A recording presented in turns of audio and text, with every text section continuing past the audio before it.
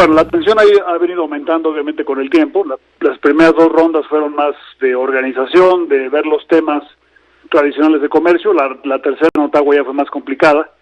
Y en esta cuarta se están tocando los temas de Trump, por ponerlo de alguna manera, ¿no? Que son temas más complicados, donde queda en evidencia que no necesariamente los objetivos de Estados Unidos son compatibles con los de México y Canadá. Entonces, efectivamente, sí, la tensión ha aumentado y es posible que todavía aumente más en los próximos días y semanas.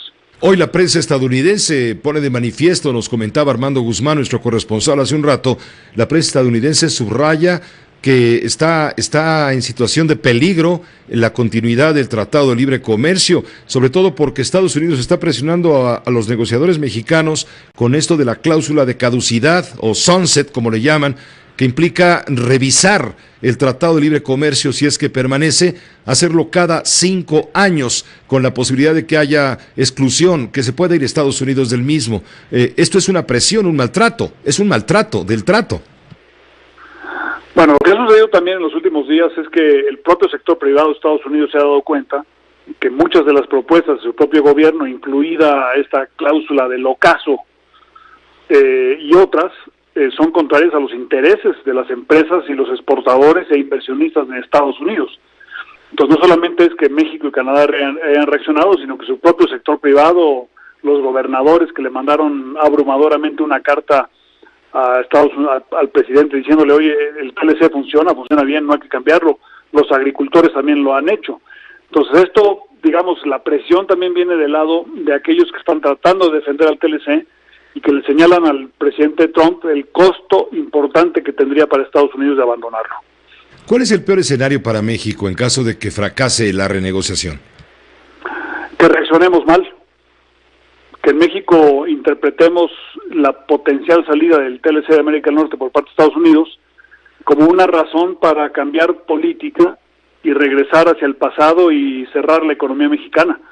O sea, yo pienso que el éxito de México o fracaso dependerá en 90% de lo que hagamos nosotros y 10% de lo que hagamos con Trump o con el gobierno de Estados Unidos.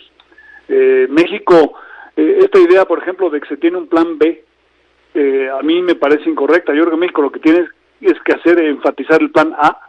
El plan A era, desde hace 25 años, modernizar la economía, tener una economía estable y una economía abierta. Y lo que tenemos que hacer es reafirmar el compromiso de México con la apertura para que los inversionistas, tanto mexicanos como extranjeros, sigan invirtiendo en el país independientemente de lo que pase con Estados Unidos. O sea, no debemos derivar la lección equivocada. El que esté equivocado en este argumento es Donald Trump y no México. Mira, empresarios mexicanos están muy inquietos, hay incertidumbre, lo ves reflejado en el tipo de cambio que viene siendo como una especie de antena de monitor, ¿no? De cómo están las cosas de tensas, hoy el peso con el dólar 19.15, en fin. Los empresarios han dicho que es mejor levantarse de la mesa y negociar en 2 años, que se vaya 2 años y medio, que se vaya Donald Trump, a aceptar un mal acuerdo. ¿Tú crees que es viable esta opción? Bueno, yo creo que México y Canadá en ningún caso deben asumir la responsabilidad de la ruptura del TLC. Nosotros obviamente estamos a favor de que siga, de que se mejore, de que transformemos a América del Norte en una región más competitiva. La responsabilidad política, geopolítica, histórica, social y económica del abandono del TLC debe ser única y exclusivamente de Donald Trump. Entonces México y Canadá no deben abandonar el TLC, deben quizá a lo mejor pararse de la mesa en caso de que Estados Unidos pida cosas que sean inaceptables, pero en ningún caso nosotros apretar el botón de salida, eso le corresponde única y exclusivamente a él, porque es una responsabilidad que yo creo que él subestima el enorme impacto que tendría negativo en el propio Estados Unidos, además del resto del mundo. Ayer nos decía el secretario de Economía, Ildefonso Guajardo, en esta negociación el que se levanta de la mesa pierde.